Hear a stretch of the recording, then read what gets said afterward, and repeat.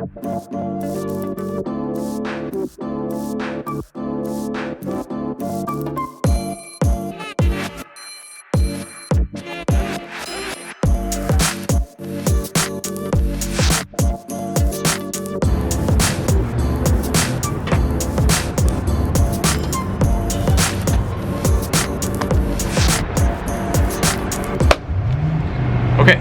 questions and answers. Let's get right into it, shall we? Jürgen Bozeman via YouTube says, who is Andrew Nemi? What did you do before poker? How did you get into poker? Did you go to uni, etc.?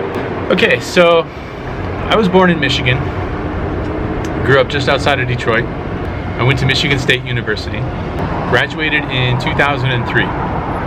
For my last semester of college, I did an internship in London for a music promotion company. I was in London for about a year and a half total and was unable to get another work visa, so I had to come back to the States.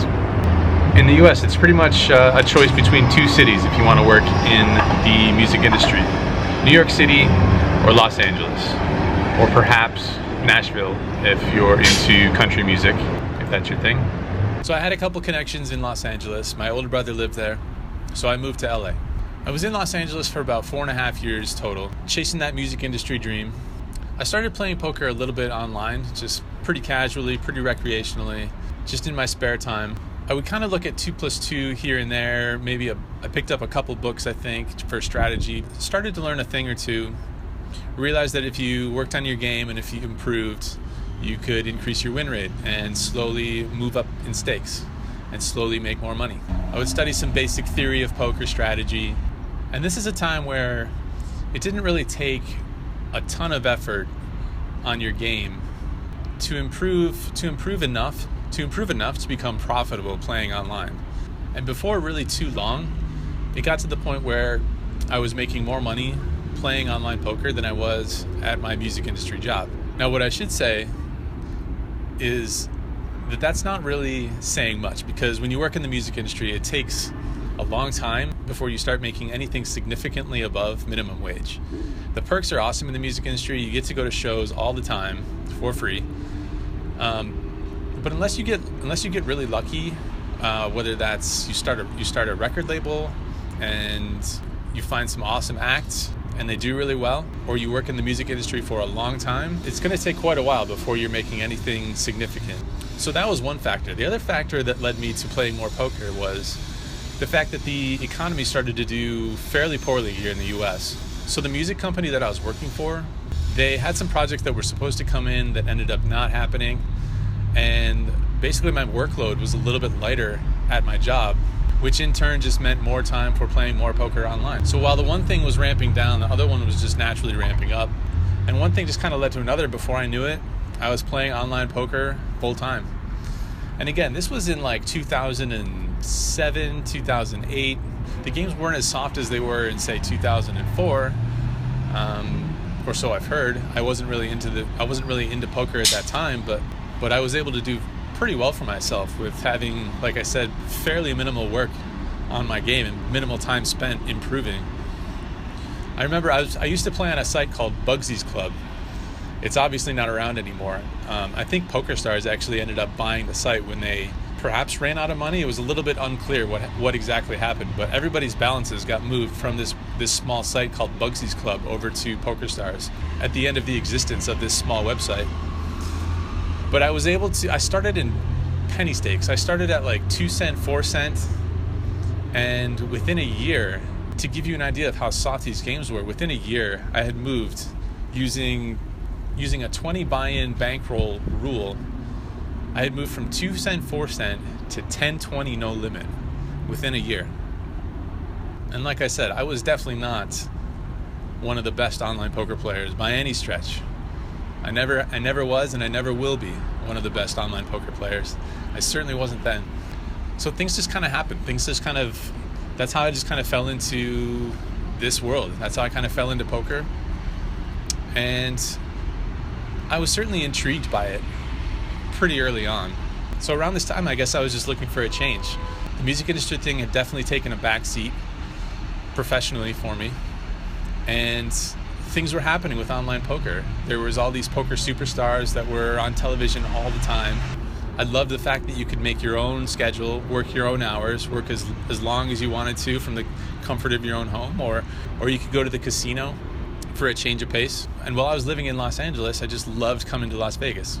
I think I must have visited Las Vegas somewhere around 20 times during the 4.5 years that I lived in LA. And so I was really just looking for a change. And so it made sense to make the move here to Las Vegas. And so I did. The problem was that even though when I first came here to Las Vegas, even though I was playing 1-2 and 1-3, aside from maybe playing above my bankroll, I think I broke every other rule there was. I didn't work enough hours. I indulged in all the free cocktails. My spending habits were terrible. I didn't work on my game. I barely knew anybody here in the city to talk poker with. I found myself in the pit. I would go clubbing and drinking and to the bar on a fairly regular basis. So I guess I was just kind of indulging in the Las Vegas lifestyle. It shouldn't really be that unexpected, but until you kind of flip that switch of wanting to start making some progress in your life rather than not really getting after it and focusing on that one thing, it's just not going to happen. So for a good 2.5 years, I was probably an okay winner in the games that I was playing, the low stakes 1-2, 1-3 games, but none of that money was going back into my bankroll. None of it was going into savings whatsoever. It was going to rent, it was going to bills, it was going towards having fun, and I lost a lot of money in those first couple of years. But eventually I made the switch. Eventually I found a few people who were doing the same thing that I was doing. They were ready to kind of make that leap. They were ready to improve their game. And that pretty much made a drastic difference in my approach to playing as a professional poker player. Having people to discuss hands with was huge for me, especially when you're trying to move up in stakes. You really want to find someone who is a winner at the stake above the stake that you're currently playing in. Somebody that you can pose questions to and whose opinion is really valuable literally in terms of your win rate. So that's pretty much the story of from Michigan to Las Vegas via London and Los Angeles. I'm sure there's probably more questions that will stem from that story. Feel free to fire in my way. Anything you want me to expand on, let me know. All right, next question. Timothy Patrick on YouTube says, what stakes do you usually play? So just before I started this vlog, I guess the last stake level that I was a regular at was 510 no limit at the Bellagio. I wouldn't necessarily be there every day because the games just aren't that great all the time there by any stretch. There's a decent core of regulars that play in the game, and I just don't really enjoy playing against regulars for various reasons. So sometimes I would move to 2-5, sometimes I would move back up to 510. So sometimes I'll go to LA and I'll play 510 at the Gardens, or I'll play 5-5 at Hustler. Somewhere in that range of stake levels, that's where I was usually found over the past couple of years, I guess. iPads for Autism wants to know, how many times have you dropped 400 in a 1-3 session and not gotten any of it back? Good question. Let's find out. Let's look it up together. Poker journal. So my records on my poker journal, they go back to the start of 2013. So during that time, I have 579 hours of 1-3 no limit logged. So let's see, $1,400 losses, $1,400 losses. Lost 1,000 at the Win in July of 2013. Nope, never lost $1,400 in a 1-3 game at 1-3 no limit. So if I didn't make that comeback the other day, that would have been my biggest loss since the start of 2013 in a 1-3 game. So that would have been interesting to have on video, but I guess it didn't happen. Yeah, the biggest loss in a 1-3 game that I have in my records is that $1,000 loss at the Win. I do have a $1,766 win at the Win on July 14th of 2013. So, next question. Spatev on Instagram says, what's something you tell the younger you just starting in poker that you've learned over the years that you know now?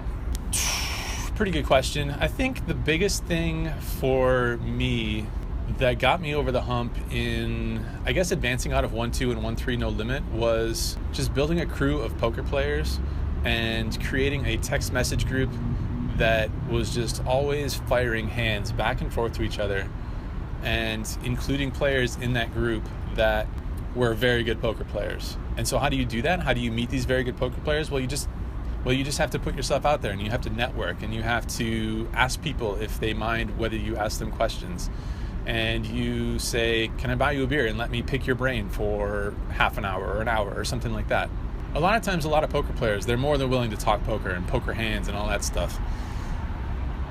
It's definitely not my favorite thing to do, but I certainly think it's necessary as far as improving your game and moving up.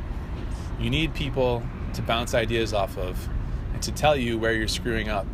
The other thing I would do, once I had a big enough sample size that proved I was winning at 1-2 and 1-3 no limit, is I would move up to 2-5 faster. I definitely think I stuck around 1-3 for too long of a time period. I don't know how many hours. I mean, like I said, my notes only go back to 2013, but I don't know how many hours total I put in at the 1-3 stake level. It was a lot. You got to step outside of your comfort zone. When you're sitting in your comfort zone and you're afraid to take that shot, it's impossible to get anywhere. You have to move outside of your comfort zone. Stagnation is death. James Bond via Instagram, my buddy James, he says, what are 3 personality traits that allow you to be/thrive as a professional poker player over a long period of time? I don't know if I would say there's specific personality traits. You look at the spectrum of successful poker players that exist out there, there are some pretty different types of people out there. Some are very social, some are a little bit more antisocial. So certainly you have to have a tolerance for risk. I don't know if that's a personality trait, but you certainly can't be very risk averse. But I don't think it's really a matter of what your personality is like that determines how successful you are in poker. So I was listening to a Gary Vaynerchuk episode recently. If you guys don't know who that is, I'll put a link down below.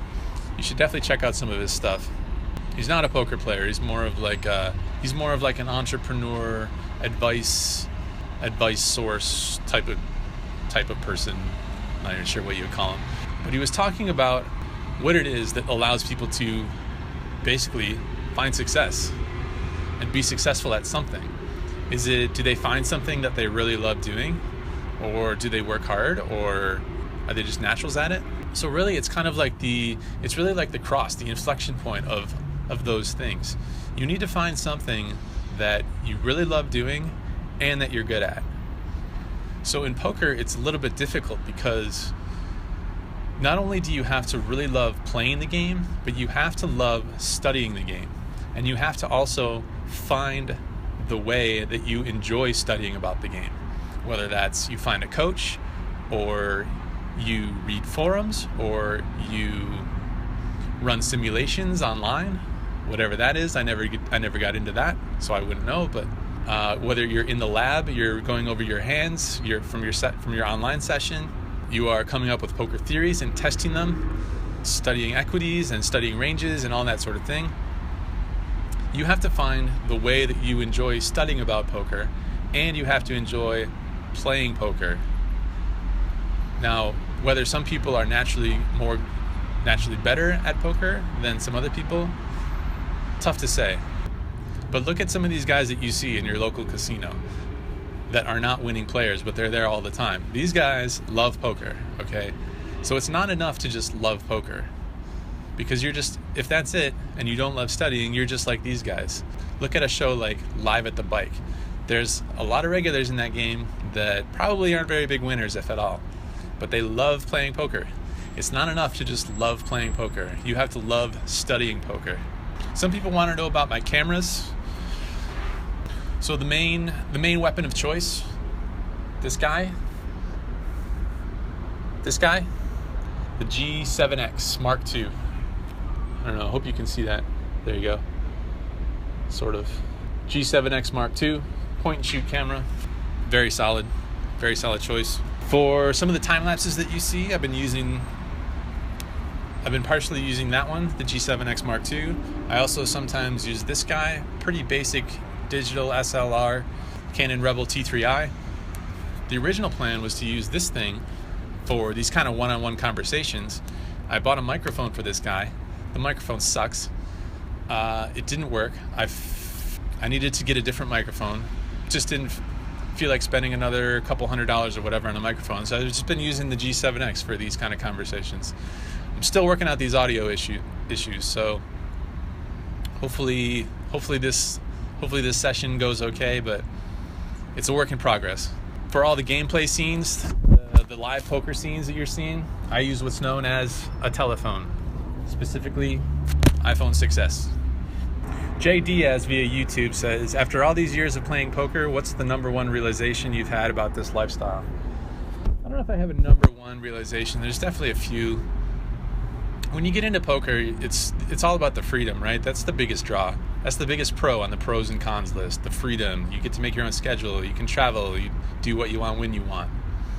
The problem with that is that you're a little bit of a slave to your win rate, and that determines how many hours you're going to need to put in to make the amount of money that covers your bills or attains you that income that you're striving for. So every hour that you're not working, every day that you take off, it's a little bit stressful because that's a day where it's counting on your electricity bill, but there's nothing coming in on those days. So it's really dependent on how much work you are putting into it, and that's what you're going to get out of it.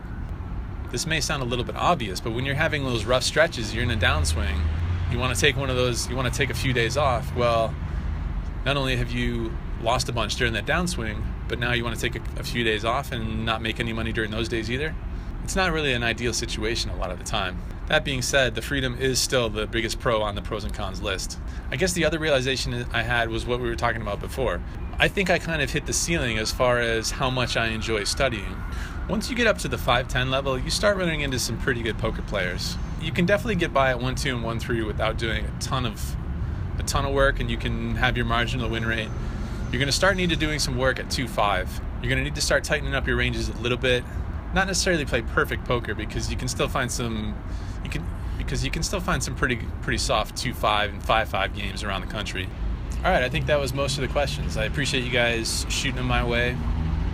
If there's anything else you want me to expand on or that I didn't get to, let me know, remind me.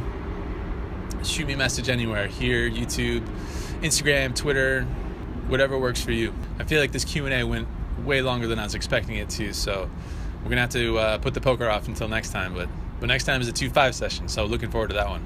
Cheers, guys.